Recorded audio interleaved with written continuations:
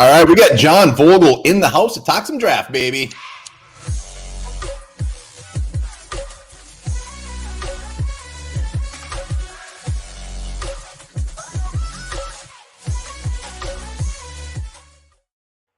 All right, welcome back to the Onebar and Lupagus show. I'm Onebar with Lupagus and special guest, draft analyst at NFL Draft Blitz and director of scouting for DreamMakers. We got John Vogel in the house. He's going to spew draft knowledge all over us today. Hell yeah. Gonna try. Thanks for having me, guys. Appreciate it. Yeah, thanks for being here. Yeah, NFL Draft Blitz. They're one of the old school ones. They've been around forever. I mean, we've been following them forever, so it's fantastic to have you on the show. Yeah, it was quite interesting. I think when they approached me about hiring me and asking me if I was available, which I was at the time, because it's a website that I've used for a long time as well. The content's usually been pretty good, so the opportunity was a no-brainer as soon as they approached me. Been real grateful for that and the chance to do this for a living now. So yeah, that's fantastic. Check it out. We'll put all the links down in the description. A lot of profiles, tons of stuff going on. But let's just dive right into this. And before we get into this year's draft, we gotta go back a little bit. Who's a guy from the past, as far as when you're following drafts, that you can pump your chest on that you were right, that maybe no one else really thought he was going to be good? Who is that dynamic? So for me, I've only been doing this really, religiously, I guess you could say, for 5-6 years. So I don't have the back data catalog that a lot of other people in this industry have. But my number one guy, I think that I nailed, was Jalen Hurts. And when he was coming out, I was a big fan. I had never seen anyone, and I talked to Jason Kelsey. I asked him about this too when I saw him at the Combine this week. I said, have you ever seen anyone more consistently progress every day, every game than Jalen at any position? And he said, no, I don't think I ever have. Come think of it. It's amazing. And that's what you saw in college. Every game he got better. Every game he showed us that he could do something. And if he didn't do it one game, it was going to be, it might be 3-4 games down the road, but he showed that he had improved it. And so with his work ethic, coupled with, just the ability that mobile quarterbacks are starting to work in the NFL now that traditionally didn't. I thought that Jalen was one of those guys that could make that jump. He got blessed to get around Shane Steichen, who put a really good offense for him together. And, now he's a star. So. All right. Well, how about the other side of that? Who's someone you completely whiffed on? There's been a few of those. If I had to go directly back, it's actually one of my very first draft articles that I did when I really jumped into this was my top 7 quarterbacks of the 2018 draft. And I had Lamar Jackson all the way down at 7 and wondering why he was trying to play quarterback. So I definitely missed on Lamar. When you miss on an NFL MVP, that one kind of stings. But I learned a lot. I learned a lot that kind of style with that kind of athleticism trumps the ability, that you might not be as accurate as a passer, which, he's improved since he came in. But that was the one thing that I think that's opened me up to a lot of these other quarterbacks that entered, Justin Fields last year. I think this year, a guy that I really like is Hendon Hooker. Anthony Richardson, I've really started to buy in on as well. So that type of quarterback that's more mobile and maybe not, as great. Hendon's obviously developed pretty well as a passer already, but, that aren't as the traditional pocket passers I've opened up to a lot. And Lamar was that guy that did that. Yeah, Lupagus and I definitely probably have more whiffs than the ones we've been right on. We've had some bad whiffs, and they reek. Really, really bad. It happens to the best of us, man. This is a imperfect science, so it's the beauty of it. So you've been a busy man. Senior Bowl, Combine, you were there in person, checking it all out. Just as far as seeing them in person, doing their work, or maybe it's an interview, which player has really just kind of wowed you the most throughout this process so far? There's a few. I thought he wasn't at the Combine, but Carl Brooks is a guy that really stood out at the Senior Bowl. Kind of came into the week thinking he was just sort of a power 3 tech, but he really did a good job standing out at the Senior Bowl, showing that he had hands and he was a lot more athletic than I realized. And so you go back, you look at the tape, you see he's progressed significantly throughout his entire career. Went from being a 3-4 sack a year guy to he finished, I think, his last year at 12. So, and it was consistent progression. So I like him a lot. Another guy that really stood out, Tajay Spears, man. is another level. And we were on top of him, back in August, September. We were talking about him and the 3 facets of the game that he contributes as a blocker, a runner, and a receiver out of the backfield. He's a very solid pass. I'll tell you a story. You can ask Bo Marchion about this at SI. And we were sitting there at the Senior Bowl practice. I think it was day 2. And I saw them lining up in pass protection reps, one-on-one. And I saw Aubrey Miller lining up on Tajay. And I nudged Bo, and I was like, hey, man, you need to watch this. And Aubrey comes in, and Tajay knocks him straight on his butt. I mean, just straight over. And he's like, oh, he freaks out. He's like, oh, he can pass. I'm like, bro, it's on tape. Go look. It's on tape. He can pass protect. Nice. All right, I got to ask you, Deonte Banks, hot name regarding the Vikings right now. He's coming off a great combine performance. What's your thought on Deonte Banks? And is there any chance he's going to still be there at 23 for the Vikings? Yeah, I think there's a really good chance he's there at 23. Look, this is a loaded corner class, right? There's so many guys that stand out at the top. So like my top guys right now in a lot of mocks are not being picked up, in the top. I'm not a big fan of Gonzalez, for example. And the reason I'm not a big fan of Gonzalez is because you go back and you look at that Georgia game. There's a lot of subpar receivers that he played against, inside leverage, inside positioning, and he's surrendering his inside leverage to guys like Ladd McConkley, which I just don't think is impressive. So you see some bad habits like that, and Gonzalez doesn't like to tackle, so I don't like that. So I personally like guys that are physical. They're long, they got length, they can play with that sort of mentality where it's like, hey, I can do anything. I'm a lockdown dude. Joey Porter Jr. fits that perfectly. Devin Witherspoon fits that perfectly. So when you look at this corner class, there's a lot of guys that are up there. There's even another dude out of Maryland that might get picked before Banks. That's Ja'Cory Bennett. So it's really a pick your flavor. Which guy do you like better? Which guy do you think has a higher upside? Whatever you want to do with it in this classic corner. And yeah, Banks he's an interesting guy where, he was a corner 2 at Maryland behind Bennett. So he had typically had your number 2 assignment. He played pretty well in that role. And so that's one of those things that you kind of worry about as a prospect, because you look at a guy like James Bradbury, for example. Bradbury this year for Philadelphia had an awesome year, but he's a corner 2. You try to put him into number 1 where he's covering number 1 receivers every week, and he has issues. And that's why he's been through Carolina and the Giants. So when you've got Banks, is he a corner 2 or is he a 1? That's the question that has to be answered. So I think there's a really good chance he's at 23. You think he's a value there, or is he at that reach? That might be a little bit of a reach for me. I think I'd be more comfortable taking him toward the back end of the second just because of that. If I already have a number 1 corner established, I'm okay with taking Banks. That's fine. We're not big Banks fans, me and Onebar, but it's so commonly mocked the Vikings right now. We had to ask you. Yeah. We're pretty much asking everybody what they think of Banks, and kind of everybody's given the same answer where it's a little bit of a reach, more like 2nd, 3rd round type of guy. No, if I would take somebody, the guy that I would be trying to target if I'm you is Witherspoon, because look at the defense that you guys want to run. You guys want to run a lot of zone. You want to drop into your shells a lot. And, when you look at a guy like Witherspoon, that's kind of what he was doing in the Brett Bielema defense at Illinois, is dropping into a lot of shells, playing physical, coming downhill. So that's something that kind of fits really well. And I'd like to see, and he's a really decent man cut corner too on top of that. So that's a guy. He might be there at 23. That's a big might, but he's a target definitely, I think, for the Vikings. If he's there at pick 23, Lupagus and I's shirts will not be there. We'll be so damn excited. Hope it happens. So Vikings talking about pick 23. Vikings have they got some pretty good sized needs. Would you say this is a better draft to trade up and get that stud, or possibly trade back and stockpile a little bit? 23 is such a difficult spot, right? And it's because when you have your top 10 picks, your top 15 picks, those are really the guys that typically stand out. And I think in this class right now, what I'm looking at having is maybe 10 guys that stand out from the rest, 10 to 12. So when you get to 23, there's not a lot of difference between that 15 and that 50, right? Those guys that are all picked in there are all borderline first round. They could go in the first round depending on scheme. So 23, it just kind of depends what you want to do.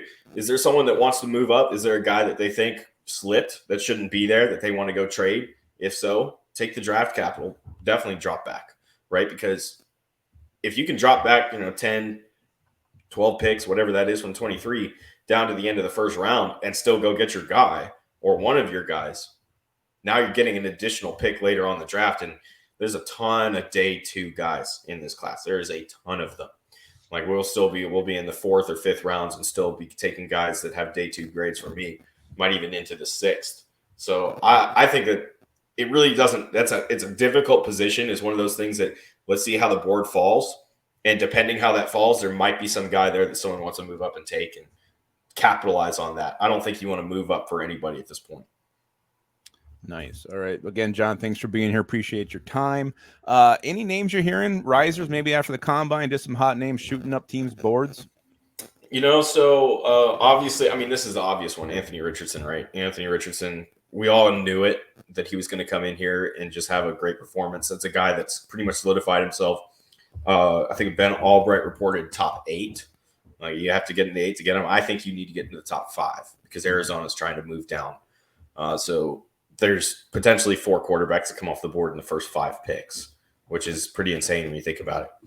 But you might have to move up to Arizona to 3 to really make something happen. You might have to work that out to Chicago. Chicago's probably going to move to 4 at this point. It looks like the Colts and them are inching toward an agreement where they're going to move up.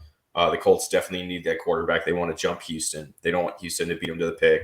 Chicago wants to move down, and they know that they can move to 4 and still get one of their guys, on the defensive side, Will Anderson Jr. or Jalen Carter. And even with Arizona looking to move down, move up another quarterback for, say, Anthony Richardson, somebody making that move to go up there and get him, then, yeah, you're in a really good position.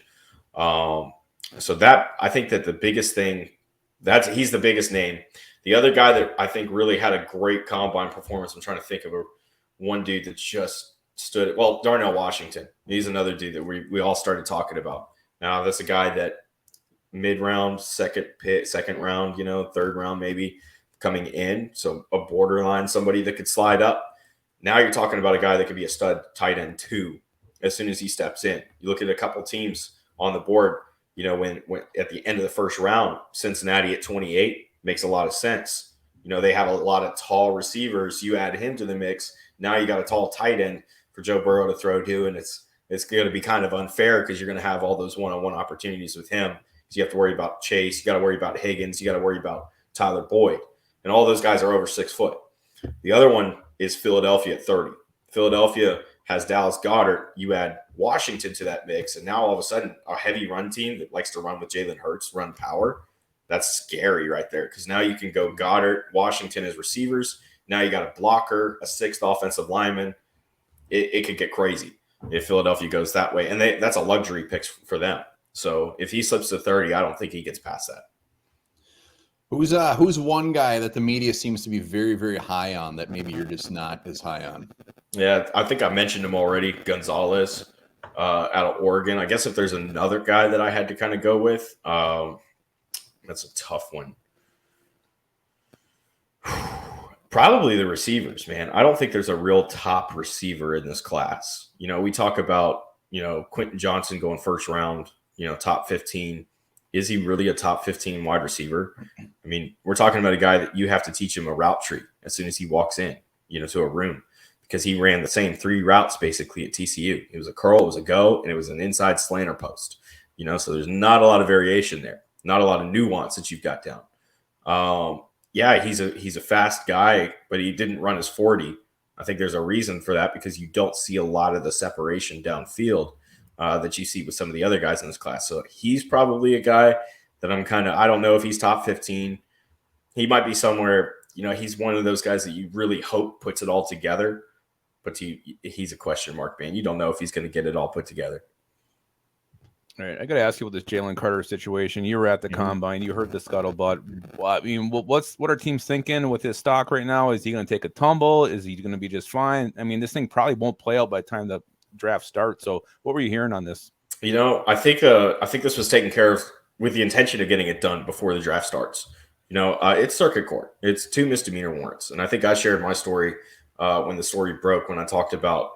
I was arrested years ago on a misdemeanor warrant, and it was for a charge that I never should have had. And as soon as I walked into court to get it resolved, they dropped the charge. So they never heard the charge that they had against me.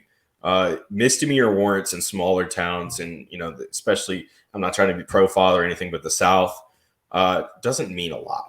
And I think that everybody kind of knows that at this point. So it might be one of these things where he has to just kind of go in, do a couple, maybe some hours of community service, maybe pay a fine, whatever it is, and it's gone. It's done. We ultimately can't hold him responsible for what the people in the vehicle that crashed did, as tragic as it is. And so, no, I don't think he takes a stock hit. I think that this is one of those that they wanted it taken care of before the draft. This is something that you might even be able to settle before you even get to the courtroom, with a fine or community service. You come to an agreement with the DA, whatever that is.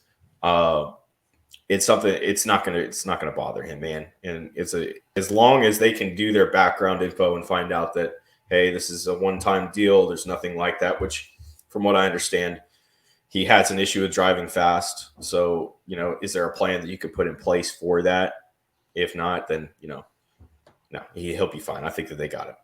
So you're saying he's not going to fall to pick 23 in the Vikings laps. You're saying that's not happening. No, I don't think he gets past 6, and it's because Seattle is sitting right there at 6 right now. And there's no way Jalen Carter falls past them, So if you have the 4 quarterbacks go in the top 5, and now Will Anderson's the other pick, Jalen's not getting past 6.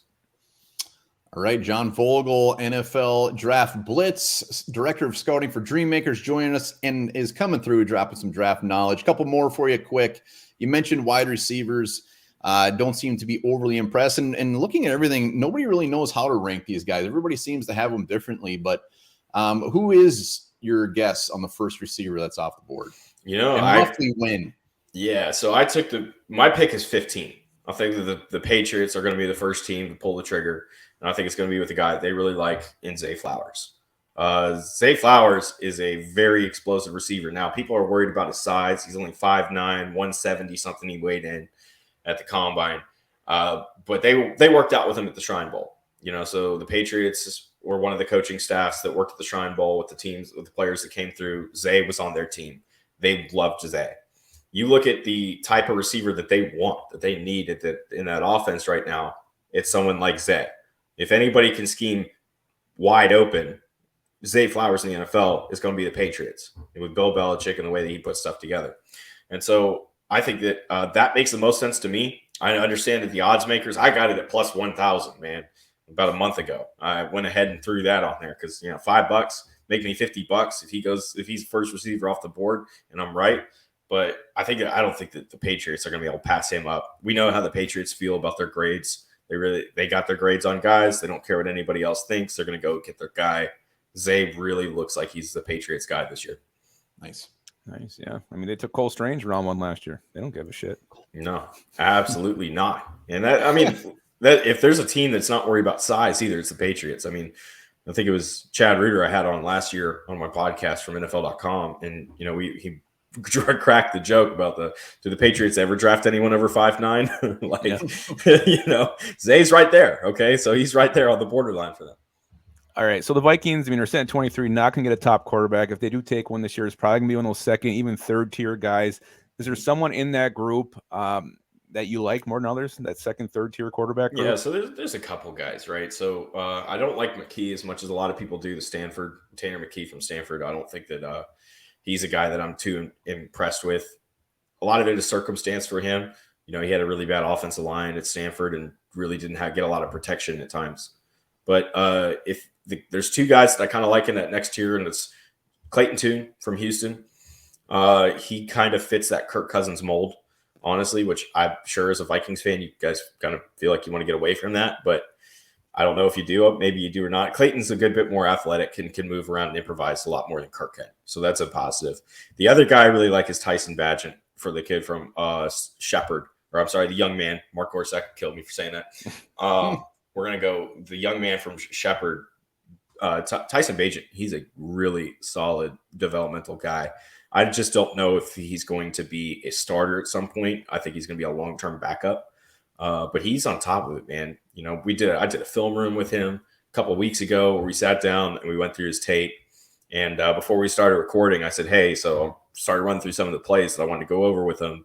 I said, I'm going to try you right now. I said, California, Pennsylvania, 4th quarter, 9:25. What happened on that play? And he told me. He remembered. And that was all I gave him.